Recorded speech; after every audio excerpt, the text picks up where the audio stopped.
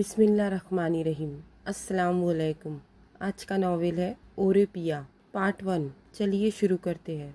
इफ़रा हैदर ने हाल ही में अपनी पढ़ाई मुकम्मल की थी और वो जॉब की तलाश में थी। इफ़रा के वालिद का नाम उस्मान हैदर है। वो पेशे से प्रोफेसर थे जिनकी अभी हाल ही में रिटायरमेंट हुई है। इनकी कमाई तो इतनी नहीं थी लेकिन फिर भी उन्होंने अपने दोनों बच्चों को बहुत ही अच्छी तालीम दी। एक बेटा जिसका नाम जिदान है वो पेशे से आर्किटेक्ट है। छोटी बेटी इफ़रा अपनी पढ़ाई मुकम्मल कर चुकी है और जॉब की तलाश में है। इफ़रा अपने वालिदैन से बहुत मोहब्बत करती है और वो जॉब करके अपने वालिदैन की मदद करना चाहती है ताकि इनके माली हालात और बेहतर हो सके। उस्मान साहब के बड़े बेटे जिदान की शादी हो चुकी है। जिदान ने अपनी माँ बाप के खिलाफ जाकर मारिया से लव मैरिज की थी क्योंकि इसे पाकिस्तानी जिंदगी पसंद नहीं थी। वो अब्रॉड में हमेशा के लिए आबाद होना चाहता था, इसलिए इसने सिटीजनशिप लेने के लिए उसने मारिया से शादी की, जिसके बदले उसे ग्रीन कार्ड मिल गया और वो वहाँ आबाद हो गया। जिदान की शादी को 2 साल हो गए हैं। वो अपनी बीवी मारिया के साथ न्यूयॉर्क में रहता है। इन 2 सालों में वो अपने वालिदैन से मिलने भी नहीं आया है। जिदान का मिजाज काफी लिया दिया है। इफ़रा आज बहुत खुश थी क्योंकि इसे आज कंपनी वालों की तरफ से कॉल आई थी कि इसे जॉब मिल गई है। इफ़रा दिल से चाहती थी कि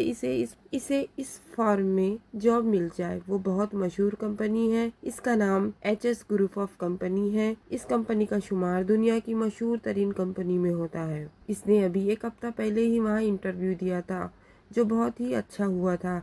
इस इंटरव्यू के बाद इफ़रा को थोड़ी बहुत उम्मीद हो गई थी कि इसे ये जॉब मिल जाएंगी और आज इनकी कॉल आ गई थी जिससे इफ़रा की खुशी दुगनी हो गई और इसे कल ही ऑफिस ज्वाइन करना था। इसने ये खबर अपने वालिदैन को सुनाई तो इसकी वालिदा आयशा बेगम ने झट मिठाई लाकर उसके मुंह में खिलाई और तीनों ने मुंह मीठा किया और अल्लाह का शुक्र अदा किया। आज इफ़रा की जॉब का पहला दिन था। वो जल्दी जल्दी ऑफिस के लिए तैयार होकर घर से निकली और वो टाइम से आधा घंटा पहले ही ऑफिस बिल्डिंग के सामने थी। इफ़रा ने सर उठाकर इस आलीशान बिल्डिंग को देखा। बहुत ही खूबसूरत थी बिल्डिंग। इनका ऑफिस 10वें फ्लोर पर था। वो लिफ्ट के अंदर जाने लगी। इसी के साथ एक अजनबी शख्स भी लिफ्ट में चढ़ा। इस अजनबी शख्स ने अपने चेहरे पर मास्क पहना हुआ था। इस अजनबी शख्स ने इफ़रा को हेलो कहा।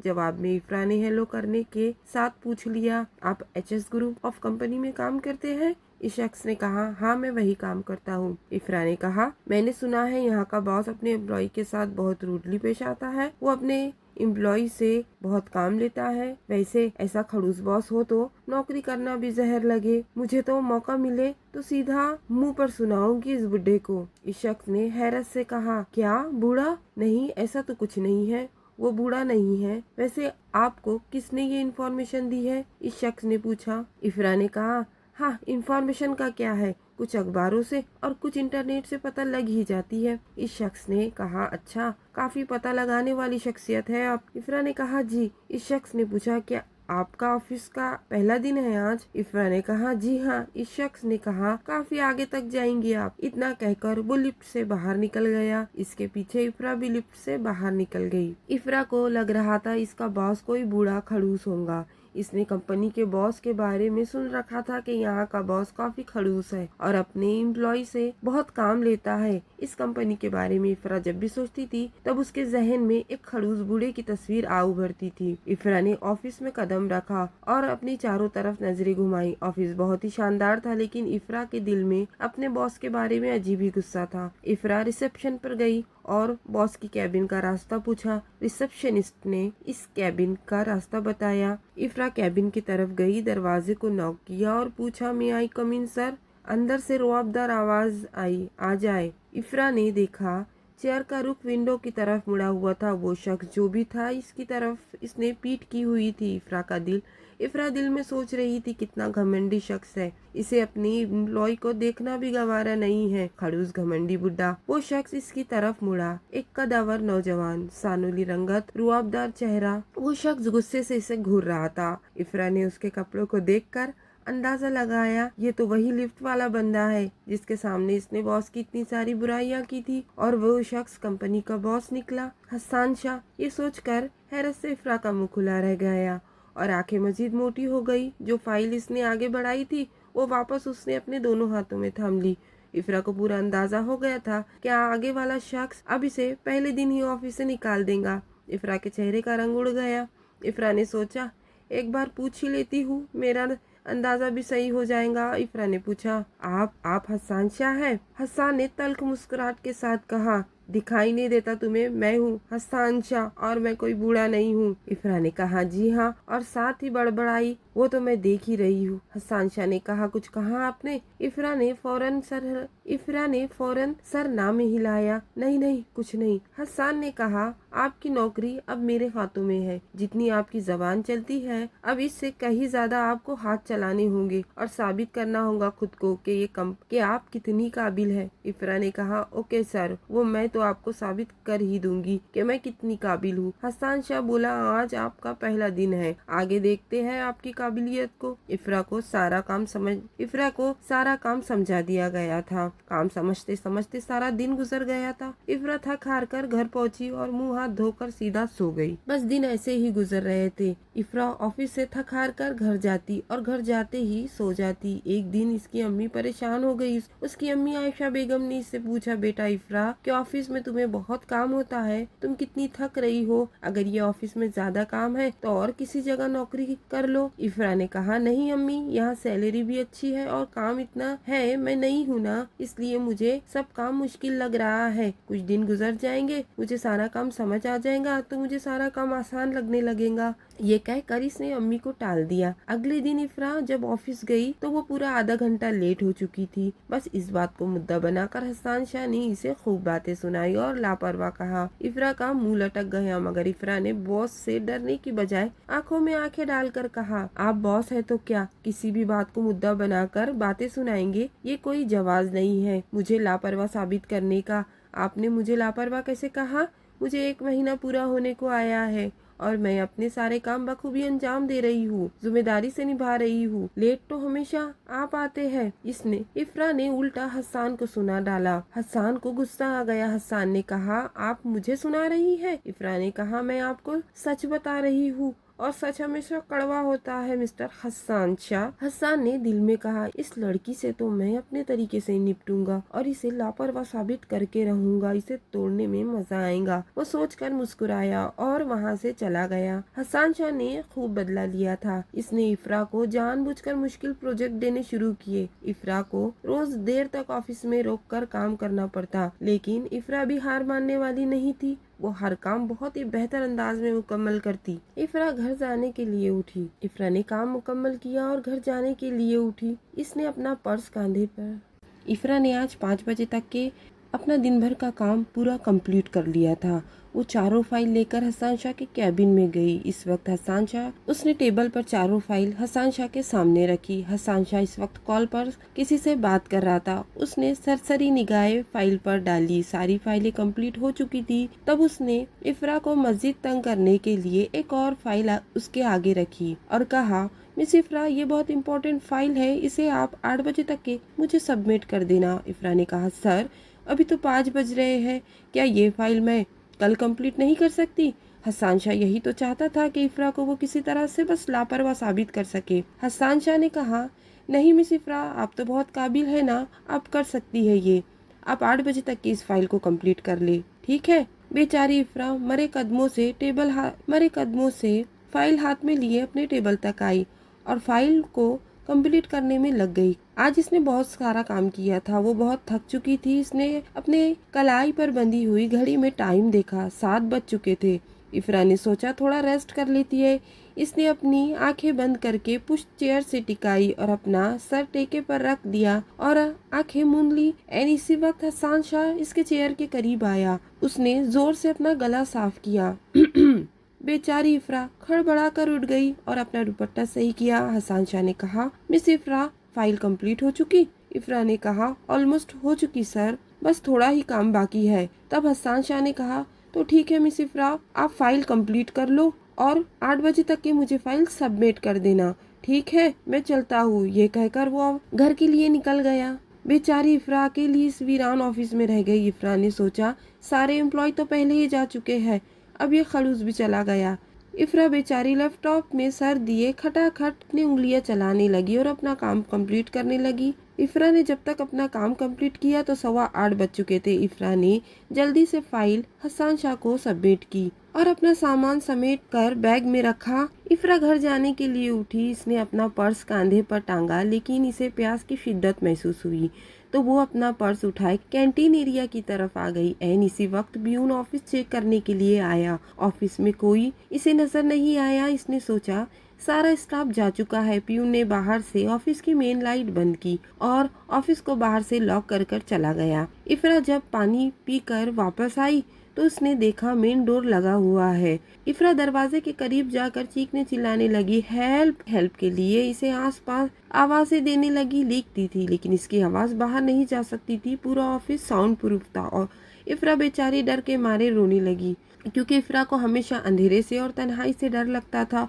वो वापस अपनी जगह पर आकर बैठ गई। इफ्रा ने जल्दी से अपना फोन निकाला। फोन की बैटरी लो थी। इसने अपने पर्स में चार्जर ढूंढा। वो आज चार्जर लाना भूल गई थी। इफ्रा परेशान हो गई। एक तो इसका दिल घबरा रहा था। ऑफिस की लाइट बहुत डीम थी। अंधेरे से इसे पता नहीं क्यों खौफ आता था। इस वक्त इसे घर से आयशा बेगम की कॉल आई। इफ्रा ने कॉल रिसीव की। आयशा बेगम ने कहा, बेटा रात के 9 बज रहे हैं, ऑफिस से कब आऊंगी? इफ्रा ने कहा, बस जल्दी आ जाऊंगी और आप दोनों खाना खा लो। इसने बस इतना ही कहा था और इसका फोन बंद हो गया। इसने फोन को देखा, फोन स्विच ऑफ हो चुका था। इफ्रा फिर से दरवाजे के पास गई और जोर जोर से आवाजें देने लगी, कोई है? प्लीज मदद करो, प्लीज कोई दरवाजा खोलो। वहाँ कोई इफ्रा की आवाज सुनने वाला नहीं था। इफ्रा को अब रोना आने लगा। वो भागती हुई विंडो के पास गई, मगर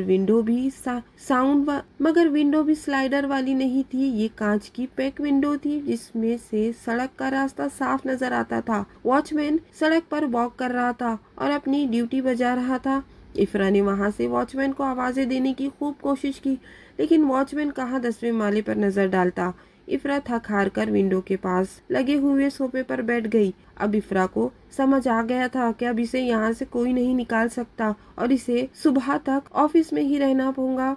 इफ्रा तन्हाई और अंधेरे से डरती थी। इफ्रा के आंखों से आंसू बहने लगे थे और इफ्रा को भूख भी बहुत लगी थी, लेकिन इसकी हिम्मत नहीं हो रही थी कि कैंटीन एरिया तक अंधेरे में जाकर कुछ खाने के लिए ढूंढे। रात के 11 बज चुके थे। इफ्रा डरने लगी और जोर जोर से कुरान की आयतें पढ़ने लगी और अपने ऊपर फूंकने लगी। इसने अल्लाह की पनाह मांगी और वही सोफे पर लेट गई। लेटे लेटे इसकी कबाक लग गई, उसे कुछ पता ही नहीं चला। नाइट वॉक करने के बाद हसन शाह अपने कमरे में आया। फ्रेश होकर वो अपने बेड पर बैठा। लैपटॉप में इसने नजर जमाई। इफ्रा की सबमिट प्रोजेक्ट फाइल देख रहा था। तभी इसकी नजरें लैपटॉप के कॉर्नर पर बारीक से रेड लाइट पर पड़ी। ये रेड लाइट इसके ऑफिस में लगे हुए कैमरा से कनेक्टेड था। अगर ऑफिस में कोई फंस जाता या आग लग जाती या कोई इमरजेंसी होती, तब ये रेड लाइट ऑन हो जाया करता था। ये इस तरह का एक सिग्नल था जिससे ऑफिस में होने वाले हादसात का पता हसन शाह को चल जाया करता। हसन ने अपने ऑफिस के कैमरास को देखा जो इसके लैपटॉप से कनेक्टेड था। हसन शाह ऑफिस एरिया की फुटेज देख रहा था। तभी इसकी नजर रिसेप्शन के पास रखे सोफे पर गई। ऑफिस में अंधेरा होने के बावजूद इसे कुछ साफ नजर नहीं आया, लेकिन इसे पिंक कलर का इफ्रा का दुपट्टा नजर आया। इसने कैमरा जूम किया, तब इसके तो होश उड़ गए। सोफे पर लेटी हुई इफ्रा थी। ये देख वो लगभग भागते हुए रूम से निकला। जल्दी जल्दी सीढ़ियां उतरी और अपने 4 व्हीलर में सवार होकर गाड़ी को ऑफिस के रास्ते पे डाल दिया। अचानक बॉस की गाड़ी को आता देख वॉचमैन इसके करीब आते हुए आया और पूछने लगा, सर क्या हुआ, कोई प्रॉब्लम है? तब हसन शाह ने वॉचमैन को अच्छी खासी फटकार लगाई। हसन शाह ने वॉचमैन को कहा, क्या तुम्हें नजर कम आने लगा है? ऑफिस में एक एम्प्लॉय काम कर रही थी, तुमने ऑफिस अंदर जाकर चेक क्यों नहीं किया? तुमने ऑफिस को लॉक कैसे कर दिया? बेचारी कब से वहाँ परेशान हो रही होंगी। अभी मैंने कैमरास चेक किए, तब जाकर मुझे पता चला कि वो ऊपर अकेली है। लाओ तुम मुझे ऑफिस की की दो। वॉचमैन ने बोला, सर क्या मैं आपके साथ ऊपर आऊँ? उसने कहा, कोई जरूरत नहीं, यही पहरा दो, और खुद भागते हुए लिफ्ट की तरफ आया। लिफ्ट में सवार होकर 10वें फ्लोर का बटन दबाया और लिफ्ट जैसे ही रुकी वो भागने के अंदाज में बाहर आया। इसने जल्दी से ऑफिस का मेन डोर खोला और आहिस्ता कदमों से इफ्रा के करीब गया, कहीं वो डर न जाए। इफ्रा अंधेरे में सोई हुई थी। इसने इफ्रा को आहिस्ता से आवाज दी, मिस इफ्रा, इफ्रा को देख रहा था। वो गहरी नींद में सो रही थी। हसन शाह मुस्कुराया, सोचा ऐसे हालात में भी ये लड़की कितनी बेखबर सो रही है। इसने फिर एक बार थोड़ा जोर से आवाज लगाई, मिस इफ्रा। इफ्रा ने वही सोफे पर लेटे लेटे जोर से चीखना शुरू कर दिया। कौन है? हसन शाह को कुछ समझ नहीं आया। इसने जल्दी से उसके मुंह बंद करने के लिए उसके होठों पर अपना हाथ रख दिया। वो इसके ऊपर झुका हुआ था। इफ्रा को कुछ दिखाई नहीं दे रहा था और कुछ समझ भी नहीं आ रहा था कि कौन है। इफ्रा इसके चेहरे को एक हाथ से नोचने लगी। तब हसन ने उसका हाथ अपने हाथ में पकड़ लिया और इसके बेहद करीब हो गया और कहा, मैं हूँ इफ्रा। इफ्रा डर कर सहम कर छटपटाने लगी। तब हसन ने इसके मुंह से अपना हाथ हटाया और उसका हाथ भी छोड़ दिया और थोड़ा दूर हो गया। इफ्रा उठकर सोफे पर बैठ गई और अल्लाह जी, अम्मी जी कहती जोर जोर से रोने लगी। तब इसने कहा, इफ्रा डरो मत। इफ्रा ने जैसे कुछ सुना ही नहीं और अपना रोना फिर शुरू रखा। तब हसन शाह ने इसके दोनों कांधों को पकड़कर जोर से झटका दिया और गुस्से से कहा, मिस इफ्रा, मैं हूँ हसन शाह, तुम्हारा बॉस। ये सुनकर इफ्रा बेसाख्ता उसके गले लग गई। हसन शाह की सांसें रुक गई और आंखें फैल गई।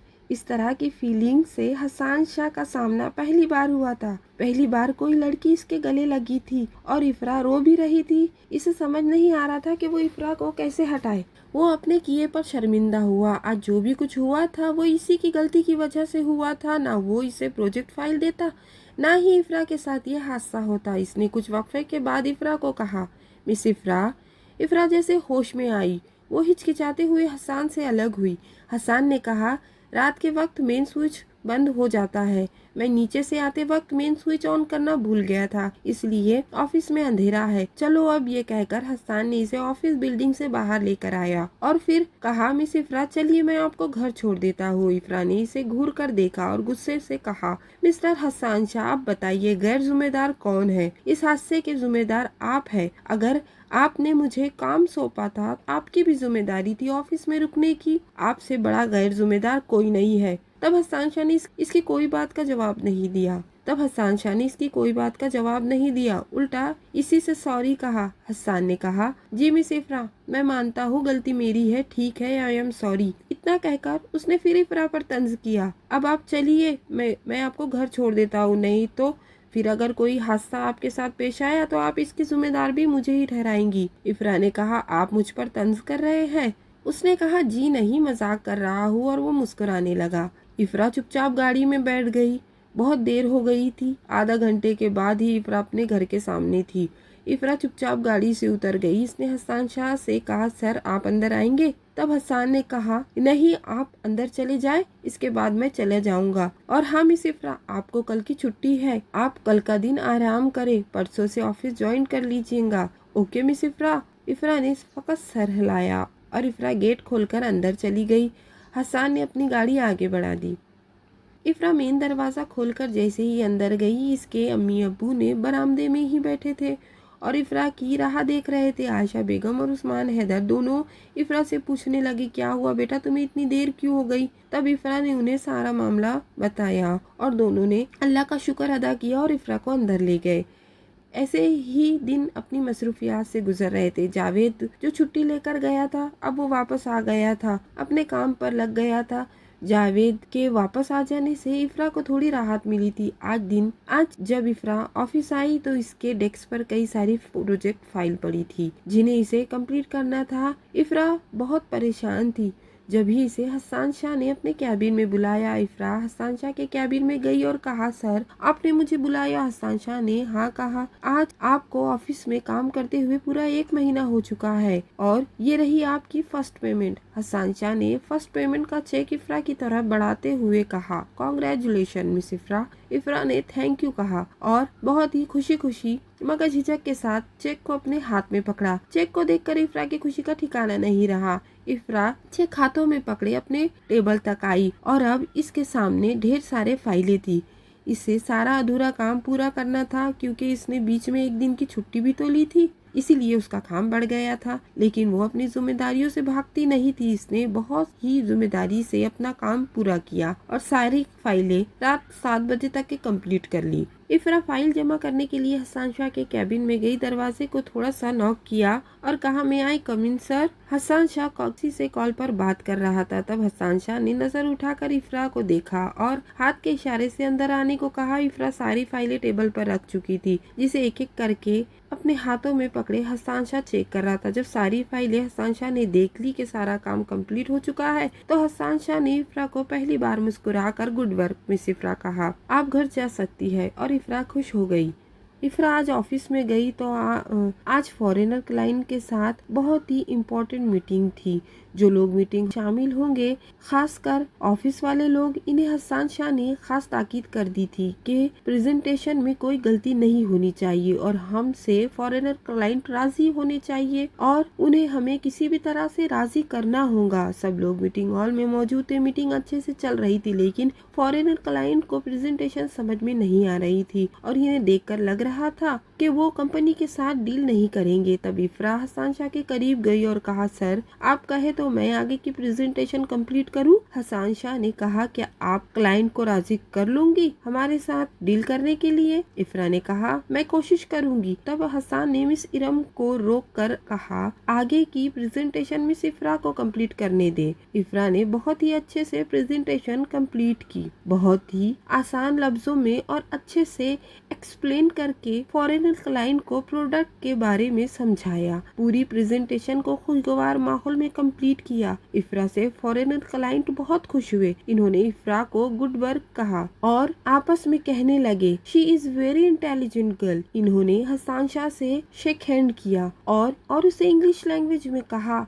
आपने ऑफ में बहुत ही इंटेलिजेंट लोगों को रखा है। ये लड़की बहुत इंटेलिजेंट है और प्रोफेशनल है। ये लड़की खुद भी बहुत आगे जाएंगी और आपके कंपनी को भी बहुत आगे ले जाएंगी। हसन शाह मुस्कुराया और थैंक यू सो मच कहा। इफ्रा ने भी उन्हें थैंक यू कहा। वो लोग कंपनी के साथ डील करने के लिए राजी हो गए थे। आज इफ्रा ने कंपनी का बहुत बड़ा नुकसान होने से बचाया था। इफ्रा ने अपनी समझदारी से वो डील बचा ली थी। हसन ने सोचा, इफ्रा तो सच में बहुत काबिल लड़की है। आज इफ्रा ने पूरे ऑफिस के सामने अपनी काबिलियत साबित करी थी, इसलिए हसन ने इफ्रा का तहे दिल से शुक्रिया अदा किया और मुस्कुरा कर कहा, thank you so much miss इफ्रा। आज आपकी समझदारी और सूझबूझ से कंपनी का बहुत बड़ा फायदा हुआ है। इफ्रा ने मुस्कुराते हुए जवाब दिया, सर ये तो मेरा फर्ज था। इन दिनों आयशा बेगम काफी थकी थकी महसूस कर रही थी। वो जब काम करती तो इन्हें घबराहट होने लगती, इसलिए इन्हें आज इफ्रा डॉक्टर के पास ले गई थी ताकि पता चल सके कि कोई क्रिटिकल प्रॉब्लम तो नहीं है। डॉक्टर को दिखाने के बाद इफ्रा को इत्मीनान हुआ। आयशा बेगम को कोई क्रिटिकल प्रॉब्लम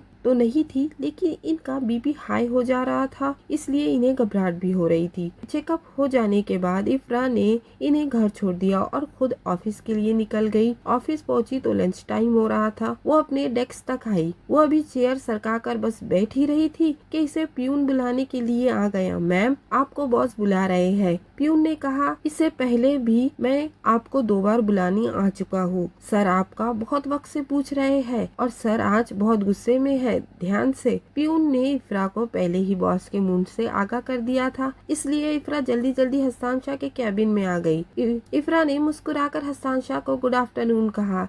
इस वक्त हसन शाह के हाथ में पानी का गिलास था। वो पानी पी रहा था। इसके हाथ में पानी का भरा हुआ गिलास था, जिसकी वजह से इसने जवाब में सिर्फ सर हिलाया और गिलास से थोड़ा पानी झलक कर जमीन पर गिरा। इसने अपने हाथ में पकड़ा हुआ गिलास टेबल पर रखा और बहुत ही रूडली इफ्रा से कहा, आप ऐसे कैसे कर सकती है मिस इफ्रा? आज आपने ऑफिस से हाफ डे लिया था और कल का जो काम किया था वो भी आपने अधूरा किया था। जो आपके डेस्क पर फाइलें पड़ी है वो अनकम्प्लीट है। आपने इन्हें चेक नहीं किया था। जाकर वो काम कंप्लीट करे और मुझे 1 घंटे में वो फाइलें मेरे टेबल पर लाके दे।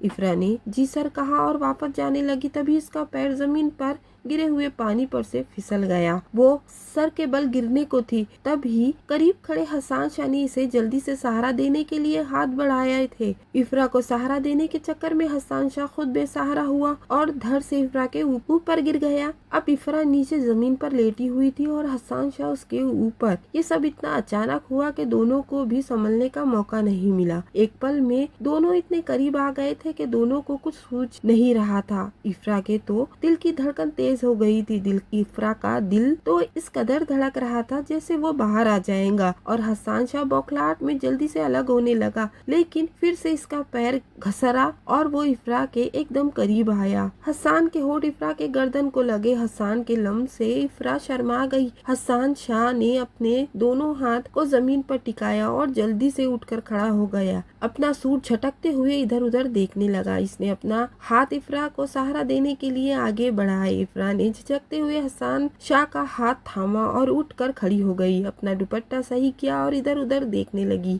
ये तो अच्छा हुआ था, ये लंच टाइम था, ऑफिस पूरा खाली था, सब लंच एरिया में थे और इन्हें किसी ने नहीं देखा था। हसन शाह ने एक नजर इफ्रा को देखा। इफ्रा का घबराहट और शर्म के मारे लाल हुआ चेहरा हसन के दिल पर वार कर गया। हसन शाह ने कहा, मिस इफ्रा, आप ठीक है? आपको लगी तो नहीं? इफ्रा ने सर हिलाकर ना कहा। दोनों की नजरें एक पल को मिली और दोनों हड़बड़ा से गए। हसन शाह जल्दी से अपनी चेयर की तरफ बढ़ा और इफ्रा अपने टेबल पर जाकर बैठ गई, लेकिन कई देर तक इफ्रा के हाथ कांप रहे थे और जहन में वही सब बार बार आ रहा था। इसे अभी अभी अपने गर्दन पर हसन शाह के लम्स महसूस हो रहा था। इधर हसन शाह भी फाइल खोले इफ्रा के बारे में सोच रहा था। आज पहली बार दिल को कुछ हुआ था। हसन शाह को इफ्रा पसंद आ गई थी। हसन शाह थोड़ी देर पहले जो हादसा हुआ था इसके बारे में सोचकर खुद ही मुस्कुरा रहा था। इसकी मुस्कुराहट हंसी में तब्दील हो गई थी। इसका जहन बार बार इफ्रा की तरफ जा रहा था। इसका दिल काम में नहीं लग रहा था। हसन शाह ने अपने हाथ में पकड़ी पेन फाइल पर टीची और उठकर कॉफी लेने खुद ही चला गया। दिन ऐसे ही मसरूफियात से गुजर रहे थे और दिन ब दिन हसन शाह के दिल में इफ्रा के लिए मोहब्बत अपनी जगह बना रही थी।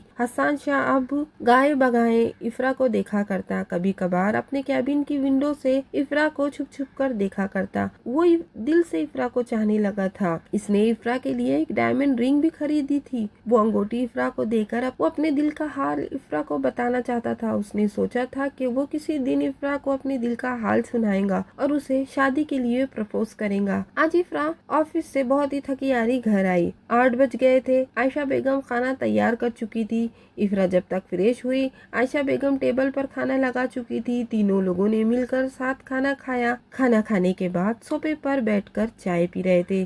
तब आयशा बेगम ने इफ्रा से कहा, इफ्रा, तुम्हारे लिए रिश्ता आया है। आयशा बेगम मजीद कुछ कहती इससे पहले इफ्रा ने कहा, अम्मी, मुझे शादी नहीं करनी। तब आयशा बेगम ने कहा, बेटा सुन तो लो पूरी बात। लड़का हार्ट सर्जन है और बहुत अच्छी फैमिली है। इसके वालिद भी डॉक्टर रह चुके हैं, अम्मी, और एक छोटी बहन है। छोटी सी फैमिली है बेटा, रिश्ता बहुत अच्छा है। इफ्रा ने कहा, अम्मी, अगर मैं शादी कर लूंगी तो आप लोगों का ख्याल कौन रखेगा? आपको तो बस पता है वो भाई भी न्यूयॉर्क चले गए हैं और वहाँ शादी करके बैठ गए हैं। आप लोगों की तो कोई परवाह ही नहीं, इन्हें कोई फिक्र ही नहीं है। नहीं बेटा, तू जिदान को बीच में क्यों लेकर आ रही है? आयशा बेगम ने कहा, तू इसे छोड़, वो बहुत नालायक है। तेरे अब्बू और मैं सोच रहे थे हम लड़के वालों को बुला लेते हैं, एक बार तुम इनसे मिल लो। अगर लड़का तुम्हें पसंद नहीं आया तो हम इन्हें कह देंगे कि हमें अभी शादी नहीं करनी। ठीक है बेटा? इफ्रा ने कहा, अरे अम्मी। इफ्रा मजीद कुछ कहती इससे पहले आयशा बेगम ने कहा, हमने इन्हें परसों आने का कह दिया है। और इफ्रा ने मुंह बनाकर कहा, क्या अम्मी, एक बार मुझसे पूछ तो लेते।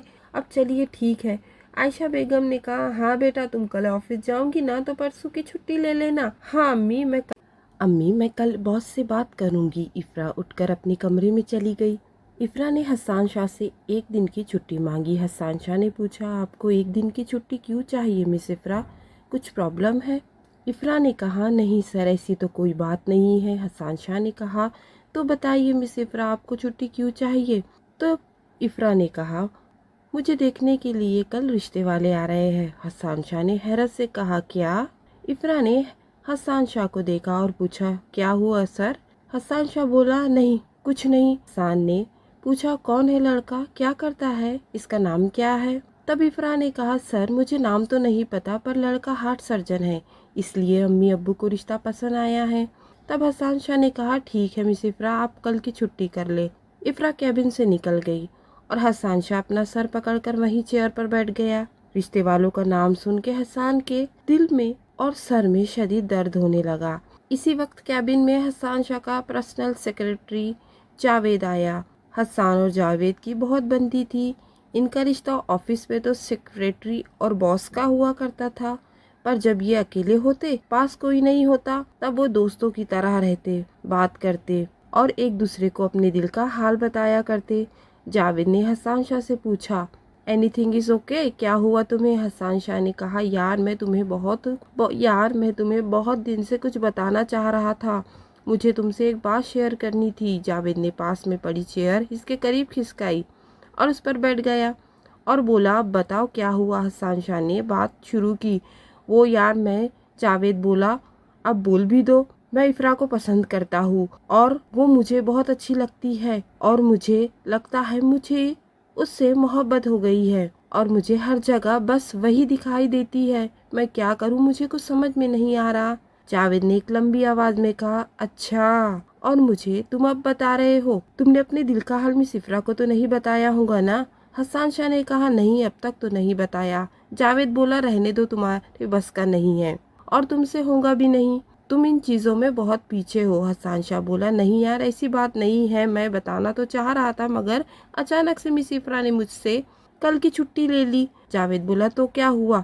परसों तो आएंगी ना वो? हसन शाह ने चिढ़कर कहा, अरे बात वो नहीं है, इसे लड़के वाले देखने के लिए आ रहे हैं कल। इसकी अम्मी अब्बू को लड़का पसंद आ गया है, छोटी फैमिली है, लड़का हार्ट सर्जन है। हसन शाह ने कहा, इसलिए मुझे टेंशन हो रही है। अगर रिश्ता पक्का हो गया तो यार मिस इफ्रा की शादी हो जाएगी। जावेद बोला, मेरे भाई तुम इतना टेंशन मत लो, मैं इफ्रा को तुम्हारी बना कर रहूंगा, तुम देखते जाओ। मैं उस हार्ट सर्जन की तो मैं मिस इफ्रा को तुम्हारी बना कर रहूंगा, तुम देखते जाओ मैं क्या करता हूँ। इस हार्ट सर्जन की तो मैं वो सर्जरी करूंगा ना कि वो सर्जरी करना ही भूल जाएगा।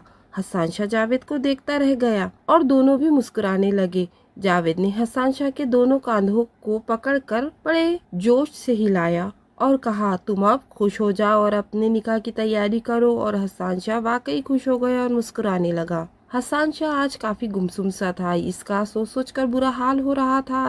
आज इफ्रा ऑफिस नहीं आई थी। हसन शाह सोच रहा था कि रिश्ता पक्का तो नहीं हो गया, कहीं इफ्रा को वो सर्जन पसंद तो नहीं आ जाएगा, कहीं वो दोनों साथ में घूमने के लिए बाहर तो नहीं चले गए होंगे। हसन शाह अपने ख्यालों के जाल बुन रहा था, जिसकी वजह से इसके सर में फिर से दर्द होने लगा। इसने जावेद को अपने कैबिन में बुलाया। जावेद कैबिन में आया और कहा, क्या हुआ, सब ठीक है? हसन शाह बोला, मुझे कुछ ठीक नहीं लग रहा, मुझे टेंशन हो रही है। जावेद बोला, तुम ऐसे ही टेंशन ले रहे हो, देखो कल मिस इफ्रा आ जाएंगी, चलो हम बाहर जाकर आज कॉफी पीते हैं। हसन शाह ने अपनी कलाई पे बंधी हुई घड़ी में वक्त देखा और कहा, अरे ऑफिस टाइम पे बाहर कहाँ जाएंगे? जावेद बोला, अरे यही पास वाले रेस्टोरेंट में, अभी आधे घंटे में वापस आ जाएंगे, चलो। हसन शाह का बाजू पकड़ कर बोला, तुम्हारा मूड भी फ्रेश हो जाएगा, चलो चलो। ये कहकर जावेद ने हसन को अपने साथ ले गया। आज इफ्रा आई, वो जरा गुमसुम सी लग रही थी। जब इफ्रा हसन के कैबिन में गई तो हसन शाह ने इफ्रा को पूछा, मिस इफ्रा आप बहुत अपसेट लग रही है, कोई प्रॉब्लम है क्या? तब इफ्रा ने कहा, नहीं सर, ऐसी कोई बात नहीं है, और वो फाइल लेकर वापस चली गई और अपने काम में मसरूफ हो गई। जब हसन शाह ने ये बात जावेद के सामने कही तब जावेद ने कहा, कहीं इफ्रा का रिश्ता सच में तो पक्का नहीं हो गया? वो हमारा ऑफिस छोड़ के जाने की वजह से तो उदास नहीं है? हसन शाह बोला, यार ऐसे मत बोलो, मैं जी नहीं पाऊंगा। और जावेद हंसने लगा और बोला, यार मैं मजाक कर रहा हूँ, तुम रुको, मैं लंच टाइम के वक्त अकेले में मिस इफ्रा से बात करूंगा, ओके? अब तुम अपना काम करो और मुझे अपना काम करने दो। ये कहकर जावेद वहाँ से चला गया। इफ्रा इसीलिए उदास थी कि डॉक्टर आतिफ के घर वालों ने इसे पसंद कर लिया था और डॉक्टर आतिफ भी इसके अम्मी अब्बू को बहुत पसंद आया था और डॉक्टर आतिफ के घर वाले जल्दी निकाह करना चाहते थे। इफ्रा तो ये निकाह नहीं करना चाहती थी क्योंकि इसे पता, अगर वो निकाह करके चले जाएंगी तो इसके अम्मी अब्बू का ख्याल कौन रखेगा, इसके वालिदैन की जिम्मेदारी कौन उठाएगा। जिदान तो मुल्क के बाहर रहता है, मगर इफ्रा के वालिदैन सोच रहे थे कि इफ्रा की जल्दी शादी हो जाए और वो सारी जिम्मेदारी से बर्खास्त हो जाए। इसीलिए इफ्रा के वालिदैन ने इसकी बात पक्की कर दी थी और जल्दी निकाह के लिए भी राजी हो गए थे। 15 दिन के बाद इसका निकाह था। अपने वालिदैन की खुशी को देखते हुए इफ्रा ये निकाह करने के लिए मान गई थी और अपने वालिदैन को छोड़कर जाने के गम से वो अभी से उदास हो गई थी। लंच टाइम के वक्त जावेद इफ्रा के पास आया और सरसरी तौर पर बातचीत शुरू की। हेलो मिस इफ्रा, कैसी है आप? सब खैरियत तो है ना? आज बड़ी अपसेट नजर आ रही है, क्या हुआ, कोई प्रॉब्लम है? इफ्रा ने कहा, नहीं नहीं, ऐसी कोई बात नहीं है। जावेद ने कहा, कल आपने छुट्टी ली थी ना, आपके घर लड़के वाले आने वाले थे, क्या हुआ? इफ्रा ने कहा, जी वो मेरा रिश्ता पक्का हो गया है, 15 दिन बाद मेरा निकाह है, बस इसीलिए मैं अपसेट हूँ। इफ्रा के मुंह से जावेद ने जब ये बात सुनी तो कुछ पल के लिए जावेद का दिमाग माऊफ हो गया।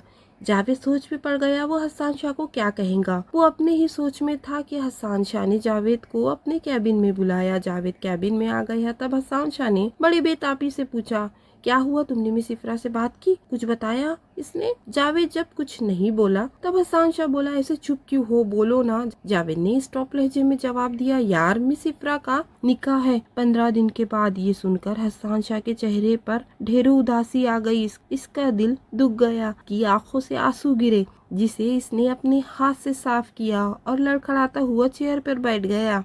जावेद इसके करीब जाकर जमीन पर घुटने टिकाकर बैठ गया और कहा, मेरे भाई ऐसे हिम्मत मत हारो, मुझे समझ नहीं आ रहा तुझे किस तरह से दिलासा दूं। हसन शाह ने कहा, जावेद तू मुझे अकेला छोड़ दे, कुछ वक्त मैं अकेला रहना चाहता हूँ और सबसे कह देना कोई मुझे डिस्टर्ब ना करे। जावेद बोला, ठीक है, आधा घंटा बाद मैं खुद आऊंगा। ये कहकर जावेद ने इसके कंधों पर अपना हाथ से थपथपाया और कहा, यार हौसला रखो, अल्लाह सब ठीक करेंगे इंशाअल्लाह ताला। हसन शाह बेचारा अपने गुजरे हुए माजी की यादों में गुम हो गया। वो जब 10 साल का था, इसकी अम्मी एक लाइलाज बीमारी में मुब्तला होकर दुनिया से जा चुकी थी। कम उम्री में हसन शाह के सर से माँ का साया हट गया। माँ की मौत के बाद हसन शाह पर दुखों का पहाड़ टूट गया। बीवी के इंतकाल के बाद इसके वालिद हुसैन शाह ने दूसरी शादी कर ली, ये सोच के कि इनके बेटे को माँ की मोहब्बत फिर से मिल जाएंगी, मगर ऐसा कुछ नहीं हुआ। कुछ दिनों में ही सारा दारो मदार सौतेली माँ के हाथों में चला गया। वो छोटे से हसन पर जुल्म सितम करती, अपने शोहर के गैर हाजिरी में सौतेले बेटे को मारती पीटती, इसे भूखा रखती और वो हर कोशिश करती कि हसन कहीं भाग जाए, कहीं दूर चला जाए, लेकिन हसन सारे जुल्म सितम सहकर भी अपनी जगह कायम रहता। वक्त गुजरता गया। एक दिन अचानक इसके वालिद की कार एक्सीडेंट में मौत हो गई। 12 साल की उम्र में हसन शाह यतीम हो गया। इसका कोई सहारा नहीं रहा। इसकी सौतेली माँ तो इसे पलट कर देखना भी गवारा नहीं करती। हसन शाह की वालिदा जब बीमार थी तो इन्होंने एक केयर टेकर हायर की थी जिसका नाम सुजैन था। वो हसन की माँ की उम्र की थी। हसन शाह की वालिदा के गुजरने के बाद सुजैन इन्हीं के घर में रहा करती थी, हसन की देखभाल करती और इसकी हर छोटी छोटी जरूरत पूरी किया करती थी। अदिला बेगम ने खुद की कोई औलाद नहीं थी, फिर भी उसने हसन को कभी अपनी औलाद नहीं समझी। इसने यतीम बच्चे के सर पर कभी मोहब्बत से हाथ नहीं फेरा, ना कभी इसे भूखे बच्चे को खाना खिलाया था, बल्कि अदिला को हसन का सामने रहना भी गवारा नहीं था। लेकिन फिर भी अदिला हसन को बर्दाश्त कर रही थी। वजह ये थी कि हुसैन शाह को अपनी बीवी का रवैया पता चल गया था। इन्हें सुजैन ने सब कुछ बता दिया था कि सुजैन ने कहा था, साहब अदिला मैडम का रवैया हसन बाबा के लिए ठीक नहीं है, वो इनको मारती पीटती है, इन्हें भूखा रखती है। और फिर एक दिन हुसैन शाह ने अपनी बीवी का असली चेहरा खुद देख लिया था। तब इन्होंने फैसला किया था वो अदिला बेगम को अपनी जायदाद का कुछ भी हिस्सा नहीं देंगे। उन्होंने अपनी पूरी करोड़ों की प्रॉपर्टी अपने बेटे हसन शाह के नाम कर दी। अदिला बेगम को इस बात का पता हुसैन शाह के इंतकाल के बाद चला। जब हुसैन शाह के 10वें के दिन लॉयर यूसुफ अली, जो हुसैन शाह के दोस्त भी थे, वसीयत पढ़ने लगे, तब अदिला बेगम के दिल का सारा गुमान टूट गया।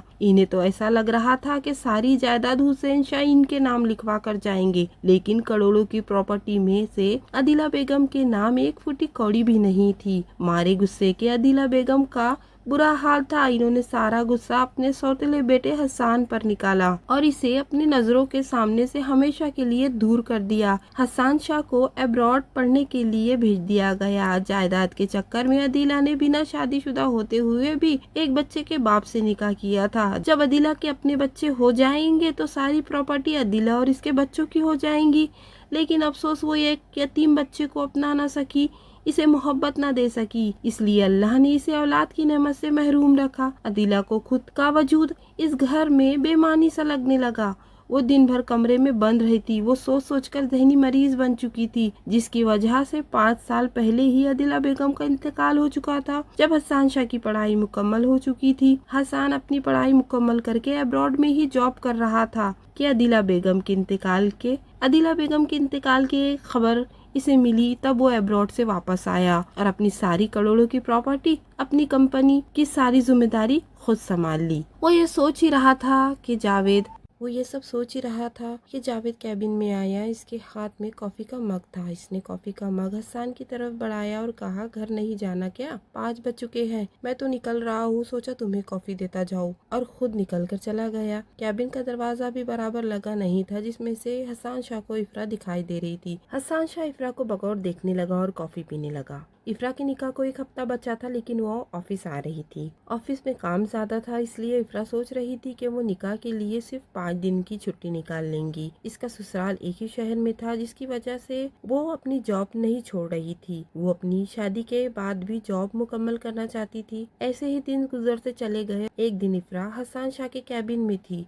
शाम के 6 बज चुके थे। हसन शाह अपनी चेयर पर बैठा फाइल देख रहा था। हसन चेयर पर बैठा हुआ था। इफ्रा इसके करीब फाइल पर झुककर फाइल कुछ डॉक्यूमेंट जोड़ रही थी। इफ्रा के खुले बाल हसन के चेहरे को छू रहे थे। हसन ने बेइख्तियार इसके बालों की खुशबू सूंघी। हसन इफ्रा को अपने करीब महसूस कर रहा था कि तभी इफ्रा के हाथ में फाइल की पिन घुस गई। इफ्रा के मुंह से जोर से आह निकली और उंगली से खून टपकने लगा। हसन ने बेइख्तियार उसका हाथ पकड़ा और खुद फूंक मारने लगा। फिर खुद ही दिल से कहने लगा, बहुत खून बह रहा है। और फिर जल्दी से उसने ड्रॉप से फर्स्ट एड बॉक्स निकाला, उंगली पर मरहम लगाई और इसे पट्टी बांधी। इसे बहुत ही अपनाइयत से पूछा, तकलीफ हो रही है? इफ्रा इसे देखती रह गई। आज हसन शाह इफ्रा को अपना सा लगा था। हसन ने फिर एक बार पूछा, मिस इफ्रा, तकलीफ हो रही है? इफ्रा ने मुस्कुरा कर कहा, परेशान मत होइए, छोटी सी जख्म है, ठीक हो जाएंगी। ये कहकर इफ्रा कैबिन से बाहर चले गई। हसन शाह जाती हुई इफ्रा को देखता रहा। इफ्रा ने अपनी निकाह की वजह से ऑफिस से 5 दिन की छुट्टी ले रखी थी। अपनी निकाह की तैयारियों में लगी थी। इफ्रा का भाई जिदान भी बहन की शादी में शरीक होने के लिए न्यूयॉर्क से आ गया था। इसकी बीवी साथ नहीं आई थी, वो अकेला ही आया था। जिदान ने वालिदैन के साथ मिलकर निकाह की सारी तैयारी लगभग पूरी कर ली थी, लेकिन कुछ काम की जिम्मेदारी सिर्फ दुल्हन पर होती है, जो वही कर सकती है, जैसे पार्लर का अपॉइंटमेंट लेना, कपड़ों की ट्रायल करना वगैरह। इफ्रा अपने निकाह की सारी तैयारियां मुकम्मल कर ली थी। इफ्रा ऑफिस नहीं आ रही थी, इसलिए हसन शाह को अपना वजूद खाली खाली सा लग रहा था। हसन शाह का दिल टूट चुका था। वो जब घर जाता तब भी अपने रूम में लॉक हो जाता और जान नमाज बिछाकर अल्लाह के आगे अपनी जिंदगी की तमाम हाल बयान करता और खूब आंसू बहाता। इसका दिल तो हल्का हो जाता, मगर वो खाने पीने पर ध्यान नहीं दे रहा था, अपनी डाइट पर ध्यान नहीं दे रहा था, ना ही वो वर्कआउट कर रहा था। हसन शाह ने जैसे जीना छोड़ दिया था। इसका जिस्म दिन ब दिन कमजोर होता जा रहा था। एक दिन वो ऑफिस में था कि अचानक इसे चक्कर आ गए। इसके करीब जावेद खड़ा था। जावेद ने उसे पकड़कर चेयर पर बिठाया और कहा, हम डॉक्टर के पास चलते हैं। हसन शाह ने डॉक्टर के पास चलने से साफ मना कर दिया। तब जावेद इसे जबरदस्ती डॉक्टर के पास ले गया। डॉक्टर ने जब इसका चेकअप किया, सारे टेस्ट करवाए तो रिपोर्ट बिल्कुल नॉर्मल आई। तब डॉक्टर ने मुकम्मल आराम करने की और किसी तरह का कोई टेंशन न लेने की सलाह दी। डॉक्टर ने साफ कहा, अब आप अच्छी डाइट ले और कुछ दिन मुकम्मल आराम करें, तब आप बिल्कुल पहले जैसे हो जाएंगे। वो लोग क्लिनिक से बाहर आए। जावेद ने हसन को कहा, कुछ दिन ऑफिस में संभाल लूंगा, तुम आराम करो, खुद का ख्याल रखो और फिक्र मत करो, जो होता है अल्लाह की मर्जी से होता है। हसन ने जावेद की बात मान ली। हसन शाह ऑफिस नहीं जा रहा था, लेकिन वो अपना काम पूरा घर से ही कर रहा था। आज इफ्रा का निकाह था, मगर हसन शाह तो अपना ढेरों गम वो दुख लेकर बिस्तर पर पड़ा हुआ था। आज हसन शाह को ऐसा लग रहा था जैसे वो कई महीनों का बीमार हो। जब जावेद तैयार होकर उसे लेने के लिए आया तो हसन ने साफ इनकार कर दिया कि मैं निकाह में नहीं आऊंगा, मैं मिस इफ्रा को किसी और का होते नहीं देख सकता। ये कहकर उसकी आंख में आंसू आ गए। जावेद ने कहा, अरे मिस इफ्रा क्या सोचेंगी तुम्हारे बारे में? वो कहेंगी इसका बॉस इतना घमंडी है कि इनकी शादी में भी नहीं आया। देखो तुम्हारा कुछ भी हो, लेकिन तुम्हें इफ्रा के निकाह में शरीक होना ही पड़ेगा। इसने इतने महीने हमारे साथ ऑफिस में काम किया है, तुम्हें तो इनके निकाह में चलना ही होगा। जावेद ने बहुत जोर देकर हसन से कहा। तब हसन नहीं चाहते हुए भी बिस्तर से उठ गया और वॉशरूम की तरफ चला गया। तब वो फ्रेश होकर बाहर आया। तब तक जावेद ने अपने पसंद से इसके कपड़े बाहर बाहर निकाल लिए थे। हसन शाह ने ब्लैक कलर का कोट सूट देखा जिसकी कॉलर पर ब्लैक कलर के मोतियों का काम था। हसन ने जब वॉशरूम से बाहर आया, इसने जावेद से कहा, मैं ये कपड़े नहीं पहनूंगा, मैं दूल्हा थोड़ी हूँ जो इतना हैवी सूट पहनूंगा। लोग क्या कहेंगे मुझे? जावेद बोला, तुम्हें तो यही सूट पहनना पड़ेगा। लोग कुछ नहीं कहेंगे, बल्कि तुम्हें देखकर खुश होंगे। ये कहकर जावेद ने इसके हाथ में सूट पकड़ा दिया और इसे धक्का देकर ड्रेसिंग रूम की तरफ भेज दिया। जब हसन शाह सूट पहनकर बाहर आया, तब तक जावेद ने कबर्ड से इसके ब्लैक शूज भी निकाल लिए थे। जब हसन शाह पूरा तैयार हुआ तो बहुत ही हैंडसम लग रहा था। पुरनूर रुआबदार चेहरा, सानुली रंगत, आज हसन शाह की पर्सनैलिटी दोबाला नजर आ रही थी। तो अगर आंटी होती तो तुम्हें जरूर नजर का काला टीका लगाती। तभी वहाँ पर इनकी मुलाजिमा सुजैन आ गई। सुजैन ने कहा, हम हैं ना इसकी मम्मी की जगह पर, हम लगाएंगा हमारे हसन बाबा को काला टीका। ये कहकर इसने अपनी आँख से काजल निकाल कर काला टीका हसन के कान के पीछे लगाया और सुजैन ने कहा, आज हमारा हसन बाबा हीरो की तरह हैंडसम लग रहा है। ये कहकर इसने हसन की बलाई ली, जिससे हसन थोड़ा सा झेप सा गया। जावेद और हसन जल्दी जल्दी घर से निकले और कार में बैठकर हॉल की तरफ चल दिए। सारे लोग हॉल में जमा थे। हमेशा सादा और बिना मेकअप के रहने वाली इफ्रा आज फुल मेकअप में बहुत ही हसीन, किसी अप्सरा से कम नहीं लग रही थी। इफ्रा ने गोल्डन कलर का लॉन्ग फ्रॉक पहना हुआ था जिसकी फुल स्लीव्स थी। इस पर बहुत ही खूबसूरत गोल्डन और रेड कलर की कशीदाकारी की हुई थी। इफ्रा ने गोल्ड की ज्वेलरी पहनी थी, गोल्ड के कंगन पहने थे। आज इफ्रा ने फुल श्रृंगार किया था जिसकी वजह से इसकी खूबसूरती में चार चांद लग गए थे। दुल्हन स्टेज पर बैठी थी, लेकिन दूल्हा वाले अभी तक नहीं आए थे। जावेद और हसन जब निकाह हॉल के अंदर दाखिल हुए तो सामने ही दुल्हन का स्टेज बना हुआ था, जहां इफ्रा बैठी मुस्कुरा रही थी। वो अपने कजिन्स के साथ बातें कर रही थी। हसन ने जैसे इफ्रा को देखा, वो एक पल को इसे देखता ही रह गया। हसन सोच रहा था, अल्लाह काश इस लड़की को तुमने मेरे नसीब में लिखा होता तो आज मैं भी कितना खुश होता। ऐ अल्लाह, तू मुझे कब तक तन्हा रखेगा। वो अपनी सोच में मगन था कि जावेद ने इसे हल्का सा धक्का दिया और कहा, चलो, और स्टेज की तरफ इसे लेकर गया। जावेद और हसन ने इफ्रा को कॉन्ग्रेचुलेट कहा। इफ्रा ने मुस्कुराकर थैंक यू सो मच कहा। थोड़ी रस्मी सी गुफ्तगू के बाद जावेद और हसन स्टेज से उतरकर साइड पर रखी चेयर पर बैठ गए। दुल्हे वालों का अब तक कोई पता नहीं था। काजी साहब आ गए थे, लेकिन दूल्हा बारात लेकर नहीं आया था। निकाह का वक्त 7 बजे का था, लेकिन 8 बज गए थे और इस सारी महफिल में अब बातें होने लगी थी कि दूल्हा आएगा भी कि नहीं। परेशान होकर अपने शोहर उस्मान हैदर से कहा कि लोग बातें बना रहे हैं, आप एक बार फोन करके मालूम तो कर ले कि दूल्हे वाले अब तक क्यों नहीं आए। जिदान महफिल से उठकर अपने वालिदैन के करीब आया और इसने कहा, पापा आप एक बार मालूम तो करे कि क्या माजरा है, दूल्हे वाले अब तक क्यों नहीं आए। बीवी और बेटे के बात मानते हुए उस्मान हैदर ने दूल्हे वालों को कॉल की। फोन की रिंग मुसलसिल जा रही थी, लेकिन कोई फोन रिसीव नहीं कर रहा था। तब जिदान ने घर के नंबर पर कॉल की और फोन रिसीव हुआ। फोन रिसीव करने वाला कौन था पता नहीं, वो आपस में बात कर रहा था। वो आपस में बात कर रहे थे। इसने रिसीवर हाथ में पकड़ा हुआ था। उसने कहा किसी से कि दूल्हा कहीं चला गया है। दूल्हे को ये निकाह नहीं करना था, वो किसी और को पसंद करता था और दूल्हा ने आज उसी लड़की से निकाह कर लिया है। और कॉल कट हो गई। जिदान ने तमाम बातें सुन ली थी, लेकिन वो परेशान हो गया था कि अब अपने वालिदैन को कैसे बताए। जो बहन दुल्हन बनकर बैठी है, इसे कैसे बताए। वो ये सोच ही रहा था कि मेन गेट से दूल्हे का बड़ा भाई और इसके वालिद अंदर आते दिखाई दिए। आयशा बेगम और उस्मान हैदर जल्दी जल्दी तीनों भी इनके तरफ लपके। तभी दूल्हे के वालिद ने बहुत ही शर्मिंदगी से कहा कि आप लोग हमें माफ कर दे। उस्मान हैदर ने परेशान होकर कहा, क्या बात है, आप किस बात की माफी मांग रहे हैं। तब आतिफ के बड़े भाई ने कहा, दरअसल आतिफ ये निकाह नहीं करना चाहता था, वो किसी और लड़की को पसंद करता था। अब उन्हें इस पर दबाव डाला, तब वो ये निकाह करने के लिए राजी हो गया था, मगर आज वो घर छोड़कर चला गया है और इसने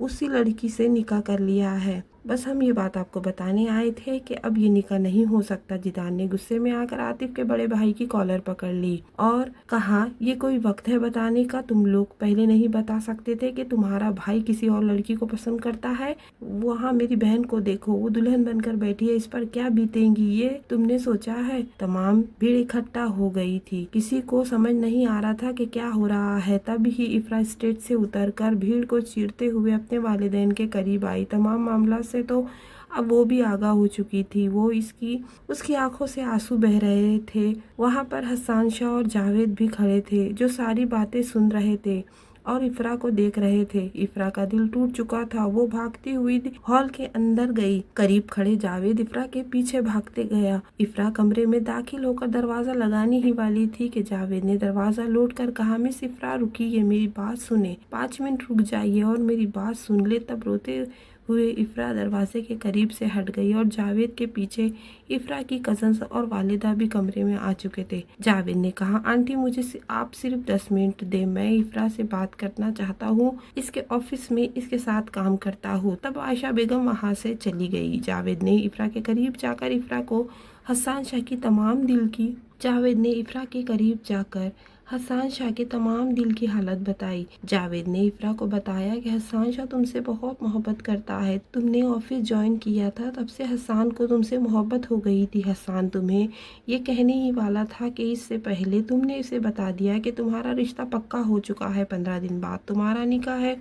तुम नहीं जानती इफ्रा, ये 15 दिन इस बेचारे ने कैसे रो रो कर गुजारे हैं। वो हमेशा से तन्हा रहा है। वो 12 साल का था तब उसकी वालिदा गुजर गई। वो 14 साल का था तब उसके वालिद गुजर गए। वो बेचारे सौतीली माँ के जुल्म सतम सहता रहा और नौकरों के भरोसे पे पलता रहा। इसका हाथ थाम लो इफ्रा, वो तुम्हें बहुत खुश रखेगा। देखो इफ्रा, जो होता है अल्लाह की मर्जी से होता है। शायद अल्लाह को तुम दोनों को इस तरह से ही मिलाना था, इसलिए अल्लाह ने आतिफ का निकाह कहीं और करा दिया। हसन शाह जितना बाहर से सख्त बनता है, इसका दिल इतना ही नर्म है। इसने बचपन से लेकर आज तक बहुत सहा है। इसके दिल का हाल सिर्फ मुझे पता है। वो अपने दिल का हाल किसी और को नहीं बताता, किसी पर अपनी असली शख्सियत उजागर नहीं करता। लोग इसे घमंडी, मगरूर, पता नहीं क्या क्या कहते हैं, लेकिन मैं कहता हूँ वो बहुत नर्म दिल, मासूम और हसास तबीयत का मालिक है। देखो इफ्रा, अल्लाह की मर्जी के बगैर कुछ नहीं होता। जो होता है अल्लाह की मर्जी से होता है। तुम इसकी मर्जी मान लो। इफ्रा जावेद की तमाम बातें सुन रही थी। जावेद बोला, हसन शाह से निकाह कर लो, तुम इसके साथ बहुत खुश रहूंगी, इसकी गारंटी मैं देता हूँ। इफ्रा, बताओ ना, करूंगी ना हसन से निकाह? जावेद ने जोर देकर इफ्रा से पूछा। इफ्रा ने झिझकते हुए हाँ में सर हिला दिया और जावेद बहुत खुश हो गया। आज खुशी के मारे जावेद की आंखों से आंसू निकले। जावेद आज बहुत खुश था। वो खुशी खुशी भागता हुआ सीढ़ियों से नीचे उतरा और लॉन की तरफ भागा। इसने सारी बात जाकर हसन को बताई। हसन शाह तो खुशी से रोने लगा। इसने जावेद को गले से लगाया। तब तक आयशा बेगम नीचे लॉन में आ चुकी थी। इफ्रा ने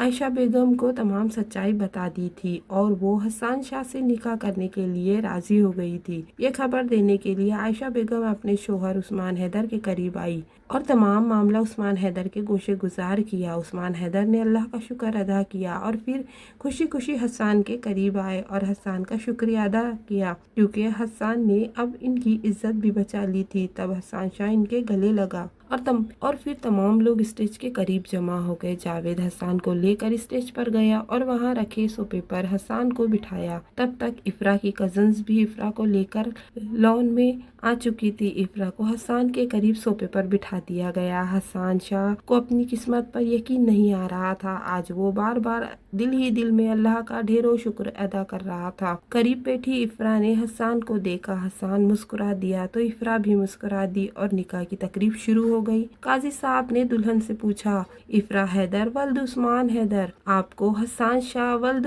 हुसैन शाह के अग्द निकाह में 11 लाख मेहर मुकर्रर सिक्के राजुल वक्त दिया जाता है, क्या आपको निकाह कबूल है? इफ्रा ने अल्हम्दुलिल्लाह कहा। यही बात काजी साहब ने हसन से पूछी। हसन ने भी कबूल है कहा। ढेरों दुआओं के साथ निकाह मुकम्मल हो गया। सब आपस में निकाह की मुबारकबाद दे रहे थे। जावेद ने बहुत ही गर्म गर्मजोशी से हसन को गले से लगाया और मुबारक हो कहा। बहुत खुश हुआ और जावेद ने हसन के कान में सरगोशी की। मैंने कहा था ना, मैं मिस इफ्रा को तुम्हारी बनाकर रहूंगा। और हसन ने जावेद को बेयकीनी से देखा। जावेद ने हसन को देखकर आंख मारकर इशारा किया। हसन मुस्कुराने लगा और जावेद से पूछा, तुमने ये सब कैसे किया? जावेद बोला, मैं डायरेक्ट इस सर्जन के पास गया और इसे बताया कि इफ्रा किसी और को पसंद करती है। तब इस सर्जन ने कहा कि मैं भी किसी और को पसंद करता हूँ। तो मैंने कहा, तुम फिर इस लड़की से निकाह कर लो, और इसने ऐसा ही किया। ये कहकर जावेद जोर से हंसा और कहा, अब तुम आम खाओ, गुटलियां मत गिनो। ये कहकर जावेद स्टेज से उतर गया। जावेद ने कॉल करके सुजैन को बता दिया था कि हसन का निकाह हो चुका है और वो अपनी दुल्हन को लेकर घर आ रहा है। इनकी इस्तकबाल की तैयारी की जाए। विदाई के वक्त इफ्रा अपने वालिदैन के गले लगी और खूब रोने लगी। इफ्रा ने अपने वालिदैन को नसीहत की कि दवाई वक्त पर लिया करे, अपनी सेहत का ख्याल रखा करे, और मैं आपसे मिलने आती रहा करूँगी। ये कहकर इफरान जिदान के गले से लगी और कहा, जिदान भाई, अम्मी अब्बू का ख्याल रखा कीजिए। जिदान ने हाँ में सर हिलाया और कहा, तुम इधर की फिक्र मत करो और खुद का ख्याल रखो, रो मत वरना तबीयत खराब हो जाएंगी। आयशा बेगम ने अपने बेटी के सर पर हाथ रखा और इसे खूब दुआएं दी और इसे ब्लैक फॉर्चूनर में बिठाया। हसन शाह सबके गले लगा और इफ्रा के वालिदैन को कहा कि आप फिक्र मत करें, इफ्रा हमेशा खुश रहेंगी और मैं आपसे मिलाने के लिए इफ्रा को हमेशा लेकर आया करूँगा, और वो घर भी आप लोगों का ही है। आप जब चाहे वहाँ आ सकते हैं हम लोगों से मिलने। मैं भी आपके बेटे की तरह हूँ। ये कहकर हसन शाह ने सबको अलविदा कहा और गाड़ी में बैठ गया। ड्राइवर ने गाड़ी आगे बढ़ा दी। हसन चुप था। इसे तो अपनी किस्मत पर यकीन नहीं हो रहा था। वो दिल ही दिल में अल्लाह का शुक्र अदा कर रहा था कि इसने जो मांगा था अल्लाह ने इसे दे दिया, लेकिन इसे यकीन करना मुश्किल हो रहा था। इसलिए वो इफ्रा को देखता और खामोश रहता। गाड़ी अलीशान बंगले के आगे रुकी। दुल्हन के इस्तकबाल के लिए सुजैन और 2-4 नौकर खड़े थे। दुल्हन जैसे ही नीचे उतरी, सुजैन बहुत ही खुशी से गाड़ी के करीब आई और हसन शाह का माथा चूमकर कहा, हम आज बहुत खुश हैं। हमारा हसन बाबा ने शादी बनाया है। तुम्हारा वाइफ तो बहुत ब्यूटीफुल है। और इसने इफ्रा का बाजू पकड़कर इफ्रा को आगे चलने के लिए कहा। सुजैन ने इफ्रा को ले जाकर हॉल के सोफे पर बिठाया। तब तक एक मुलाजिमा ट्रे में कोल्ड ड्रिंक लेकर आई। इसने हसन और इफ्रा को कोल्ड ड्रिंक दी। दोनों ने कोल्ड ड्रिंक पी। फिर सुजैन ने कहा, हसन बाबा, अब आपका रूम हम लोगों ने तैयार कर दिया है। आप अपना वाइफ को लेकर रूम में चले जाए। हसन ने जी कहा और इफ्रा का हाथ थाम कर ले जाने लगा। तब सुजैन ने कहा, हसन बाबा, ऐसे नहीं, तुम अपने वाइफ को गोद में उठाकर लेकर जाओ। हसन ने सुजैन को देखा और हाँ में सर हिलाया और झिझकते हुए इफ्रा को अपने बाहों में उठा लिया। इफ्रा शर्माने लगी। हसन ने इफ्रा को बाहों में लेकर सीढ़ियां चढ़ी और अपने कमरे के दरवाजे तक ले गया। दरवाजा लॉक था। इफ्रा ने हाथ बढ़ाकर लॉक खोला और हसन इफ्रा को गोद में लेकर कमरे में दाखिल हुआ और इसे बेड पर बिठाया और खुद जाकर दरवाजा लॉक करके आया। जब हसन बेड के करीब आकर बैठने लगा, तब इफ्रा ने उखड़े हुए लहजे में कहा, यहाँ कहाँ बैठ रहे हैं? जाइए, जाकर पहले चेंज कर आइए। हसन ने एक नजर इफ्रा को देखा और ड्रेसिंग रूम की तरफ चला गया। जब वो ड्रेसिंग रूम से चेंज करके वापस आया तो इसने सादा सा व्हाइट कलर का कुर्ता पाजामा पहन रखा था। वो फिर से बेड के करीब आया और बेड पर बैठने लगा। इफ्रा ने गुस्से से कहा, यहाँ मत बैठिए, मुझे हमारे रिश्ते को कुछ वक्त देना है, अभी कुछ नहीं। ये कहकर इफ्रा खामोश हो गई। तब बेचारा हसन उदास होकर उठकर जाने लगा। तब इफ्रा ने इसका हाथ पकड़ लिया और हंसने लगी। इफ्रा ने कहा, हसन, आप कितने भोले हैं। आप अभी भी मुझे अपने दिल का हाल नहीं बताएंगे? और आगे दिन कोई बीवी की इस तरह बात मानता है क्या? आप अच्छे बच्चों की तरह मेरी हर बात मान रहे हैं। क्या ऐसे ही आगे भी आप मेरी सारी बातें मानेंगे? हसन ने कहा, मिस इफ्रा। इफ्रा ने इसकी बात काट कर इसे टोकते हुए कहा, पहले तो आप ये मिस इफ्रा बोलना छोड़ दे। मैं आपकी बीवी हूँ। मुझे मुझे सिर्फ इफ्रा कहकर बुलाया कीजिए। फिर हसन बोला, इफ्रा तुम मेरी हो गई हो, मुझे तो इस बात पर ही यकीन नहीं आ रहा है। तुम मेरी हो, मेरे लिए यही काफी है। तुम मुझे जो कहोगी मैं तुम्हारी हर बात मानूंगा। इफ्रा ने कहा, अच्छा तो फिर चलिए इन दिखाई का तोहफा जो हर वक्त आप अपने जेब में लेकर घूमते रहते हैं। हसन हंसने लगा। इसने कहा, तुम्हें ये बात कैसे पता? इफ्रा ने कहा, एक बार आप वो डिब्बी खोलकर अंगूठी जावेद भाई को दिखा रहे थे, तब विंडो से मैंने वो अंगूठी देख ली थी। हसन बोला, अच्छा तो फिर ठीक है, ये लो मुंह दिखाई का तोहफा जो मैंने तुम्हारे लिए कई महीनों पहले लेकर रखा था। इफ्रा ने कहा, पहनाएंगे नहीं आप मेरी उंगली में? हसन ने कहा, हाँ जरूर। इफ्रा का हाथ थामा और इफ्रा के उंगली में अंगूठी पहनाई। अंगूठी में लगा हुआ हीरा झिलमिल जगमगा रहा था। हसन ने इफ्रा से पूछा, पसंद आई अंगूठी? इफ्रा ने मुस्कुरा कर कहा, हाँ बहुत खूबसूरत है। हसन ने इफ्रा के हाथ पर बोसा लिया और इसका हाथ अपने दोनों हाथों में थाम कर बहुत ही मुस्कुराहट और सुकून से इफ्रा को देखने लगा। इसे महसूस करने लगा। अंगूठी में लगे हीरे की तरह इफ्रा और हसन का रिश्ता भी आज चमक रहा था। दोनों की मोहब्बत जगमगा रही थी। हसन ने जो चाहा था अल्लाह ने इसे अता किया था। आज हसन खुश था और इफ्रा भी बहुत खुश थी। खत्मशुदा नावल अगर आपको पसंद आई तो प्लीज लाइक करे, शेयर करे और कमेंट करे और मेरे चैनल को सब्सक्राइब करे और मुझे सपोर्ट करे। मिलती हूँ आपसे इसी तरह से रोमांटिक नावल के साथ। अल्लाह हाफिज।